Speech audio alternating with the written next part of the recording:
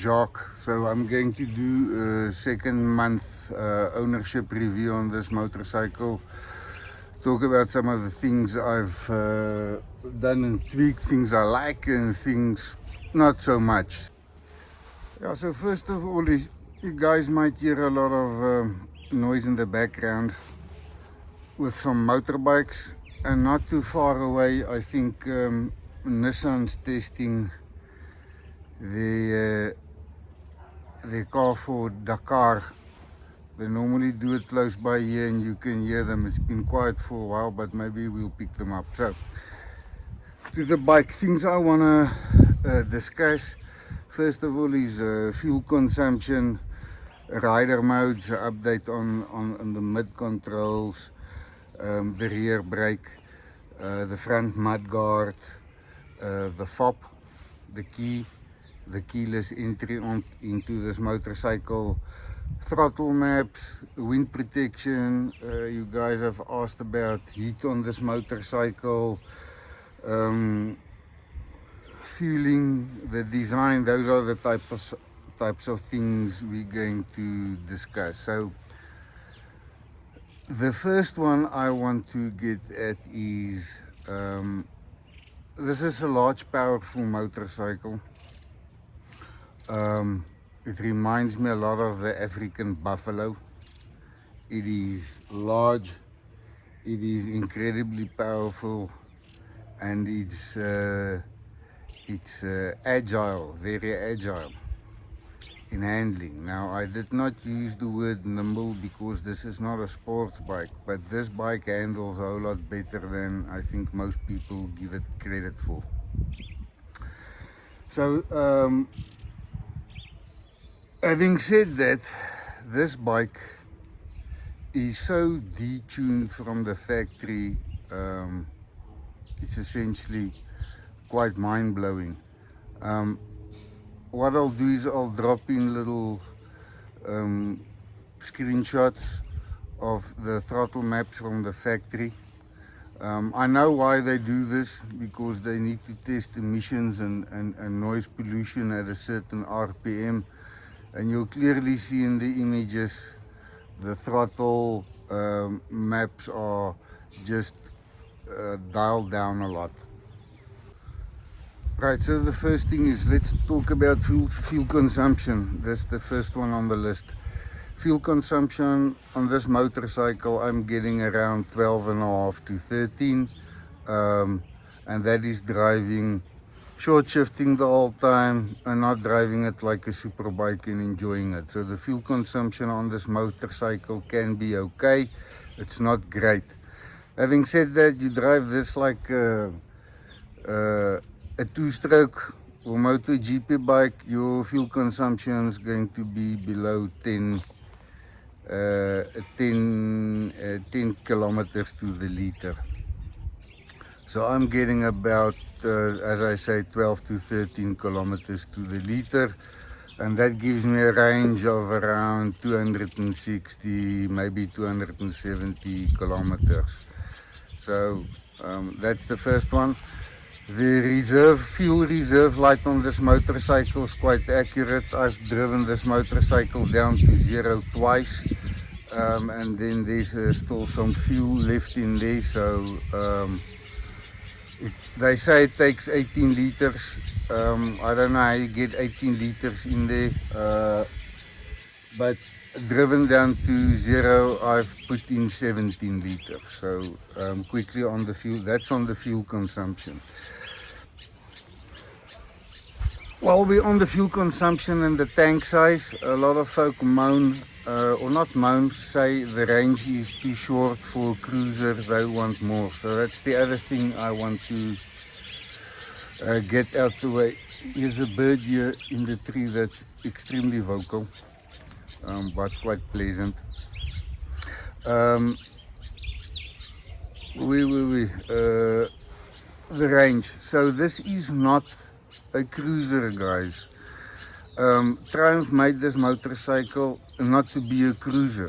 In fact, Triumph calls this a muscle triple, which it is. It is a street triple or triple engine that's been put on steroids. That's what it is. So it's definitely not a cruiser. The rider modes on this motorcycle, 4 of them, they're all useful. I've set up rider for my own preferences. In general riding conditions, I just drive it in rain mode. You don't need more. Having said that, when we get to the fueling maps, you see the maximum throttle position you will get on this motorcycle in rain mode, and that's without the interference of the other electronics, is 44%, I think. And so while we're on it, let's just quickly talk about it. In sports mode, the maximum throttle you'll get, I think, is 78%, and it's low down on the rev range, and as you go up closer to the RPM, that drops off significantly. This Buffalo is so restricted, it is unreal. And that's one of the things I would like changed on this motorcycle, so I'm trying to find means to sort that out. Mid controls. Got mid controls on. Triumph fitted them for me. Triumph in Pretoria, Hatfield. Thank you very much. Maybe a shout out specifically to Jason and the owner there. Cool guys, they really go out their way to help you. Having said that, and it's not Triumph Hatfield, this is Triumph Motorcycles. Here's a vehicle coming past, so just a moment. You don't get all the bits and bobs with a mount. So as an example, they reuse some of your rubbers. So if you've got to buy a replacement kit for this, I don't know why the kit is not complete, but that's how they sell it. The other thing which I've never noticed is on the R models, and it's also fitted on this bike, they've got guards. This side essentially a slider, and on the other side they've got a very supportive rubber housing and protection, because the clutch is on that side. So if the bike gets dropped, this side is a slider to protect the corner of the engine case. On the other side, that's to protect the clutch. So the other thing is, you must be careful if you've got large feet and you put them down here, maybe a little bit toe in. There's no protector down here, so if you put your boot against this, you might get some. I haven't touched it, I don't know how warm it gets, but it is an exhaust header. It will get hot, so if you've got a shoe on there, that might burn or leave a mark there, so just consider that. Rear brake. Like the rear brake on this motorcycle, use it a lot. Having said that, I'll do a little talk around braking and cornering and so forth. But a rear brake there essentially is going to give you maybe 20% of the power. All of the power should be coming from the front brakes, but we'll talk about that when we do a different video. The front mudguard, we mentioned that in the first video. This normally from the factory has got a gap, it vibrates. I've put some sponge tape in there, so if you've got a vibration on your front mudguard, that's a way to fix it. The fob, many of you complain about these things. I've boiled it down to 10 degrees ambient degrees Celsius temperature or lower. If this key is on a counter table in those temperature conditions, you switch it on, you get to the bike, it will not fire up. Leave this in the sun, put it underneath your armpit where it's warm for a minute or two, the bike fires up. This morning exactly the same thing. Guys have bent the little connectors on the battery a little bit more up because they think cold and so forth, the battery doesn't make connection. But I think these things are temperature sensitive, either the battery or the signal or both. So a quick fix, take this in your pocket, warm it up. Before you get up, you go on your ride, and then you should be good to go. The throttle maps, I've complained about that, so I'll just drop in some pictures. Rain mode, the second one is road mode, I think, and the third is rider. I'm not sure. I'll go and double check, but what you'll see is at the top of the table, it is the throttle position from 0 in brackets all the way to 100. And on the left hand side is the RPM range going from the bottom to the top, so from idle to the red line. And you will see in the columns, based on these axes, is what the actual throttle maps position is. So on the rain mode, if you give it 100% right at the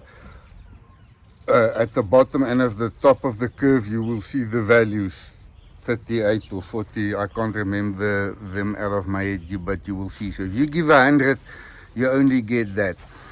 And that is separate from the traction control and all of the other electronics on this thing. That is just the map on the throttle. Wind protection, this bike has got that little fly screen on there. I haven't driven a R, so I don't know what the difference is. The fly screen, it has to make a difference. At legal speeds, for me, it's really not cumbersome. It's when you do higher speeds, which then becomes illegal, where wind protection is a problem. So I think the wind protection on this bike is adequate, and once again, this is not a cruiser, guys. The traction control and ABS is exceptional on this motorcycle. I've never had a motorcycle before with these functionalities. You had to do everything manual, and in my career I've learned through making mistakes, but having learned and been capable of driving a motorcycle aggressively, successfully without those aids, helped me a lot. And then getting on this machine and knowing you've got those features and functions underneath you is actually very useful, and they work very, very well in a non-intrusive way. The ABS, I think, has saved me at least once. A little bit distracted, look up and needed to go for the brakes very hard, very quickly. And that helped a lot. And the traction control, even though this motorcycle is detuned so much, it still produces huge amounts of power, and the traction control has helped me twice. You don't even realize it. I normally see it on driving footage after the fact, especially at robots where vehicles have got a time to stand for some time, drop oil, liquids, and you will, if you ride a motorcycle, you will be surprised. If you're not a motorcycle rider, you will be surprised at the amount of oil and sand and loose stuff on road surfaces, which makes it difficult for two wheels. So the things I really like on this motorcycle, one is the paint job. Triumph's paint work is exceptional. It is brilliant. I've only had this motorcycle for 2 months. Time will tell, but I've seen paint jobs that's top class stuff, and that's going to hopefully remain that way for a long time. This motorcycle's got heated grips. I've never owned a motorcycle with heated grips, or essentially any of these electronics. Fantastic to have, and should become a must-have for motorcycles, I would think. The clutch on this is absolutely amazing, torque assisted, hydraulic. fantastic. For this side of motorcycle, 2 fingers, more than enough to get that done. The brakes fantastic. It is the Stylema, which you essentially get on high-end liter bikes, super bikes, racing bikes. So plenty of stopping power. Having said that, not to do with the braking, I raised the preload on my motorcycle by 1 inch, maybe slightly more than 1 inch at the rear from factory. It's dialed down right to the bottom, so I essentially came 3/4 of the way up. That made a big difference in the geometry of the bike. It generally from the factory is slightly with a back down. I've raised that to essentially level. But what I've also done is I've increased the preload by 1 click firmer and the rebound on the shocks. I like a firmer ride, and for me the handling and the way it uses the suspension is fantastic. This machine hasn't got a lot of travel because of the weight. So I find the firmer setting for me working slightly better. I haven't touched the rear besides for the preload. We talked about the feeling. So what I like about this motorcycle is absolutely the looks. And let me maybe give you, before we get into the looks, I drove the first rocket that came out, I don't know, 14 years ago.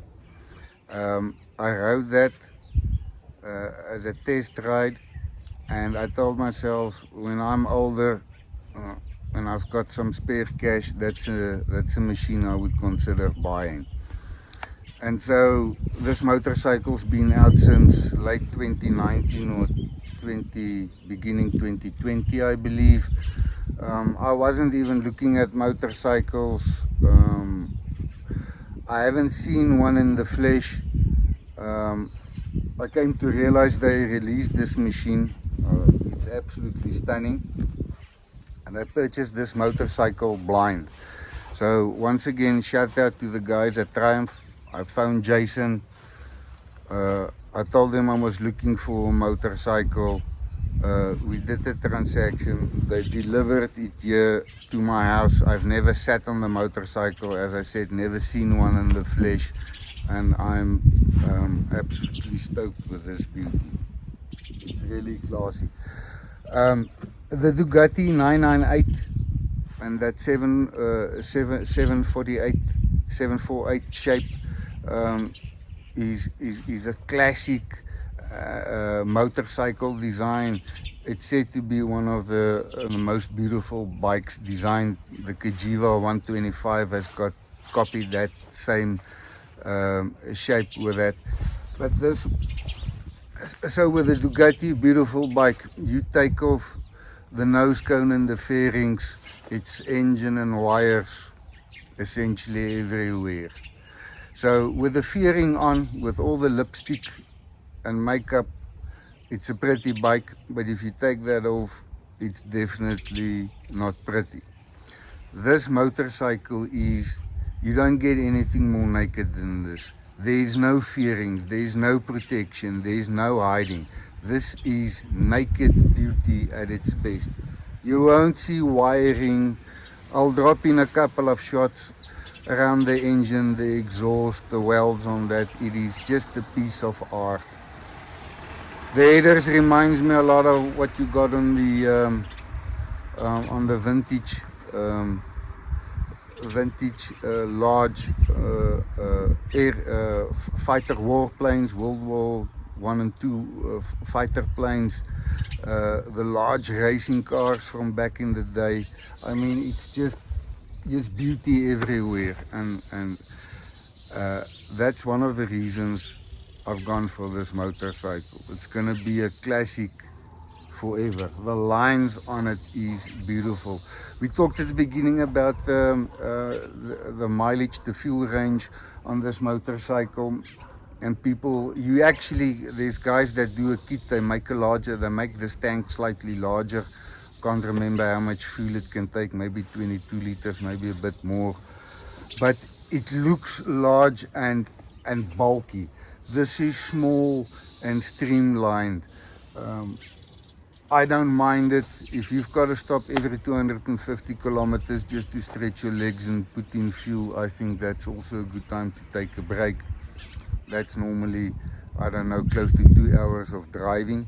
So, you know, after 2 hours on a motorcycle, I don't care what it is, you want to maybe take a break. So, the lines on this machine is just fantastic. It's got that small little dash, and let's pick up the camera and just go there for a second. Because if you take off this instrument cluster,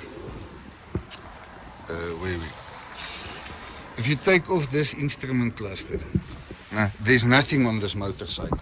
Clean. There's no wires, no nothing. So it is an absolute beauty. Any case, guys, that's me. I'm not gonna waffle on too much. We'll do a ride a bit later on. And enjoy it and give you guys an update on some of the other functions and features. So thank you for your time. See you on the next one.